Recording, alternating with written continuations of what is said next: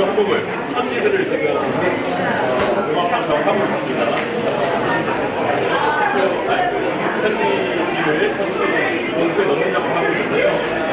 이게 다른 신당이나 다른 정치 세력과 좀 다른 개혁신당만의 장점이 아닐까 생각합니다. 상당할 때부터 항상 당원들이 참여가 되게 못하고 지금 여러 가지 면에서 새로운 모습을 보여주기 노력하고 있습니다. 그래도 유권자들에게 저희가 지역 선거를 치르면은 7,000장 정도 유료정부가 운영이 되는데요. 저희는 지금 수십만 장 단위로 공을 보낼 생각으로 이렇게 열심히 작업을 해나가고 있습니다. 이런 마음 하나하나가 이제 유권자분들이 알아보시게 될 한계에 담겨 있다라는 것을 알려드리고요.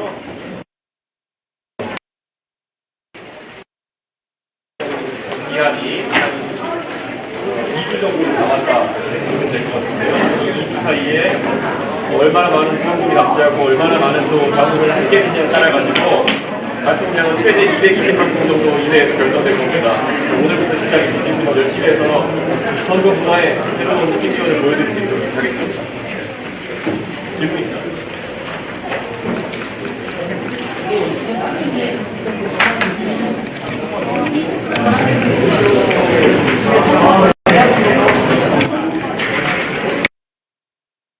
선거가 아무리 온라인 선거로 바뀌고 하지만 선거 과정에서 정말 후보가 진심을 다해서 유권자들에게 전달할 기회는 오히려 줄어들고 있는 상황입니다.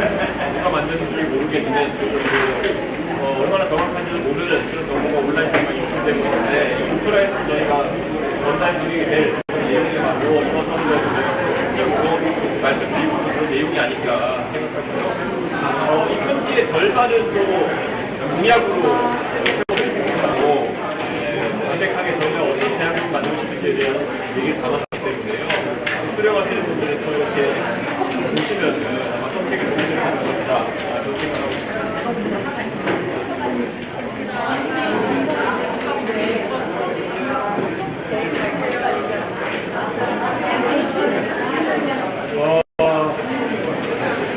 저도 정치 전략이나 아니면 선거 전략에 대해서는 대한민국 한마디 할 수 있는 자격을 갖춘 사람이라고 생각하는데요.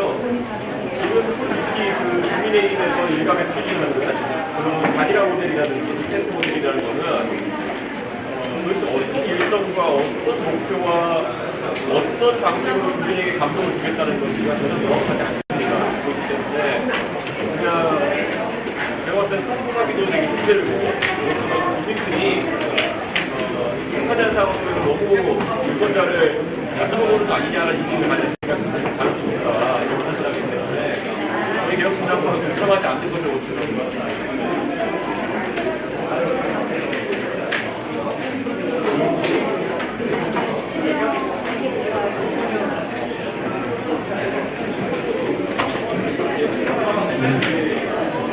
이재명 후보가 이번 경선 과정을 통해서 보여준 것은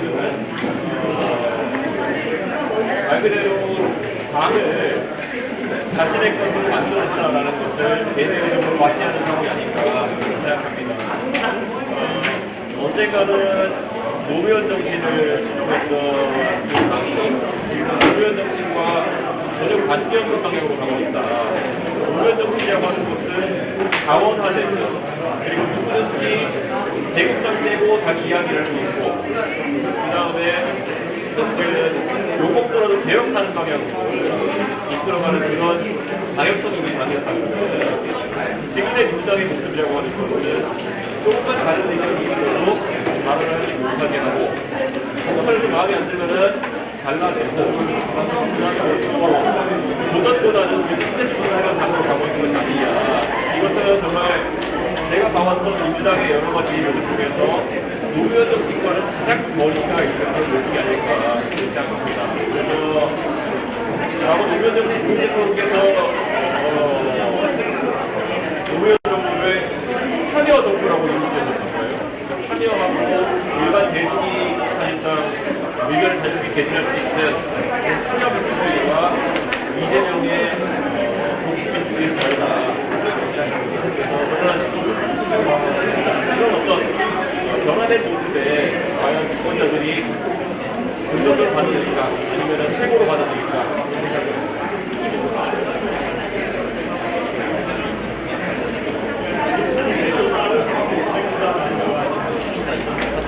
어떤 걸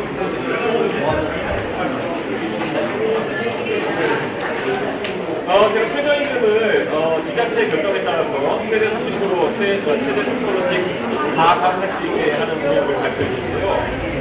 민주당에서는 과거부터 지방자치제를 강화하자는 이야기를 해왔고, 또 국민의힘 같은 경우에는 여러 가지 이런 책임을 강조한, 자유와 책임을 강조하는 이야기를 해왔습니다. 저는 해외에서도 이런 제도들이 시행되고 있는 경우가 많고, 무엇보다도 지금 법인세와 최저임금에 대해서 지방자치단체가 어느 정도의 자기 결정권을 갖게 하자는 자체가 되는데요. 이거야말로 지방이 이제 지방 간에 경쟁을 통해가지고 기업을 유치하고 산업을 유치할 수 있게 하는 그런 실질적인 장치가 될 것이다. 그런 생각을 하고 있습니다.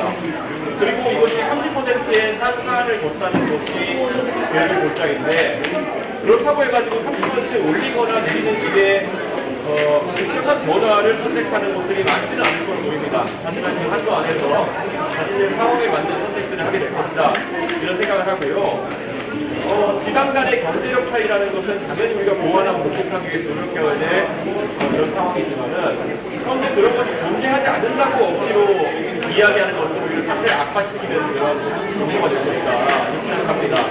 지방의 경제력에 맞춰서 부담할 수 있는 법인세율과 그리고 최저임금선을 가지는 것이 오히려 지방의 경제발전에 도움이 될 것이다. 그런 생각을 합니다. 인계로 예를 들어 기초자치단의 자체 장과 지방의회가 이런 것을 결정할 수 있게 된다면, 앞으로 지방선거에서 당의 색깔이나 그런 것보다는 오히려 지역 주민들께서 과연 이 사람이 지역 경제를 살릴 만한 충분한 능력을 갖춘 사람인가, 아니면 이런 것을 판단하기에 적합한 능력을 갖춘 사람인가를 더 세심하게 따져봐야 될 것이다. 그렇게 해서 저는 지방자치단체가, 그리고 지방정치가 발전할 수 있는 기회가 될 수 있다.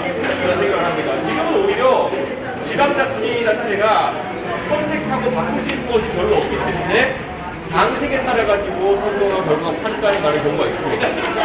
지금 만약에 최저임금을 올리자는 주장을 많이 한 민주당의 출신의 단체장이 예를 들어 어딘가 당선된다면, 그분이 과연 당의 의견을 따라가지고 무조건 30% 올려버린 선택할 수 있을 것이냐, 아니면은 최저임금을 차등하고 또 낮추는 취지로 많이 이야기하는 국민의힘의 단체장이 된다고 해가지고 낮출 수 있을 것이냐, 저는 그건 오히려 굉장히 고민이 되는 지점들이 생길 것이다. 그렇게 생각합니다. 저는 그래서 이제 지방에서도 좀 변화를 가질 수 있어야 된다. 일례로 미국 같은 경우에는, 뉴욕주 같은 경우에는 최저임금이 16달러 선에서 결정되기도 하고요. 미국의 연방 최저임금 최하에서 7.2불 정도에서 7.5불 사이가 됩니다. 그렇기 때문에 어떤 주들은 7불대의 최저임금을 유지하고 있고, 뉴욕 같은 경우는 16불까지, 제가 있던 보스턴의 매사추세츠 같은 경우에는 14불, 15불 선까지 가기도 합니다. 근데 그런 것들이 다 주에서 결정되는 것입니다. 물론 뭐 캐나다나 미국 같은 나라가 땅 넓어서 그렇다고 또 이제 다른 사례를 하는 분들이 있을 텐데요. 전혀 아닙니다. 미국의 뉴잉글랜드 그 13개 주들 보면은 우리나라보다 인구가 적은 주가, 우리나라 도보다 인구가 적은 주들이 훨씬 많고요. 그리고 또 땅의 넓이도 우리나라의 도보다 작은 주들도 많습니다. 그렇기 때문에 그것은 땅 크기를 가지고 할 것이 아니고요. 우리나라 사정에서도 충분히 적용될 수 있는 상황이다. 그렇게 생각합니다. 미국에서 그렇다고 해가지고 뭐 예를 들어 보스턴이 있는 매사추세츠와 뭐 뉴욕주, 그리고 뭐 메릴랜드 델라웨어가 가깝다고 해가지고 그것 때문에 인구 이동이 가속화되고 이러지는 또 않습니다. 그렇기 때문에 그 주의 사정에 맞는 최저임금제를 가져간다는 취지로 하시면 될 것 같습니다. 유동인구 등을 고려해서 이쪽에 택시를 차리시고 있는데, 홍보 효과는 어떻다고? 실제로 저희가 강남역에서 최근 인사나 이런 것들을 진행해보고 하면 굉장히 많은 젊은 세대가 저를 인지하고 반응하고 인사하고 또 이렇게 사진 찍자고 이렇게 하고 있습니다. 그래서 이번 선거 캠페인의 저희의 핵심은 최대한 많은 유권자를 만나고, 특히 대한민국 미래를 이끌어나갈 젊은 유권자들이 함께하는 그런 캠페인을 만들겠다는 건데요. 그 취지에 맞게 운영되고 있고, 어느 누구나 이 강남역 인근에 계실 때는 저희 캠프에 들려가지고 커피 한잔하고 가셨으면 좋겠다. 그러면 정치에 대한 의견도 나눠주셨으면 좋겠다. 이런 생각입니다. 실제로 이 강남역과 신논현역 사이에 이 공간이라고 하는 것은 저도 동탄 주민으로서 동탄으로 내려갈 때마다 여기서 6001번, 6002번 이런 버스를 타야 되는 공간입니다. 근데 실제로 저희가 여기 있어 보면은 경기 남부로 퇴근하는 많은 직장인들이 이 앞을 지나가고 거쳐가시면서 저희 캠프에 관심을 보이십니다.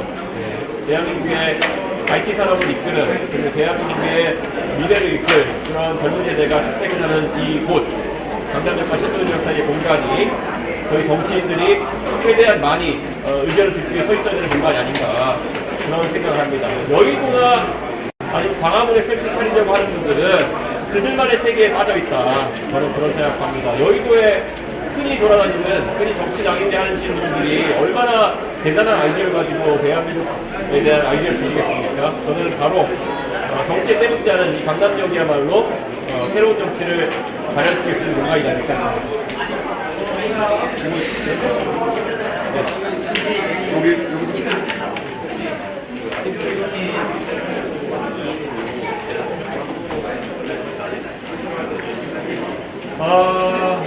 저는 솔직히 제가 홍준표 후보나 그리고 오세훈 시장과 굉장히 밀접한 또 관계가 있기 때문에 사실은 그 두 분이 함께 선거에서 있었으면 마음 편하겠다라는 생각을 해왔습니다. 하지만 그와 별개로 지난 며칠간 국민의힘 경선 과정에서 뭐 양자 토론이든 사자 토론이든 그분들이 보여준 모습을 보면은 그 네 분의 후보가 솔직히 미래 비전에 대해서는 많은 것을 보여주지 못했다라는 생각을 하게 됩니다. 그리고 뭐 과거에 누가 무슨 발언을 했느니 이런 걸 꼬치꼬치 캐묻는 걸 보면서 과연 저분들이 같은 당은 맞나라는 의심을 하게 됩니다. 네, 그래서 저는 그 자리에 서 있는 것이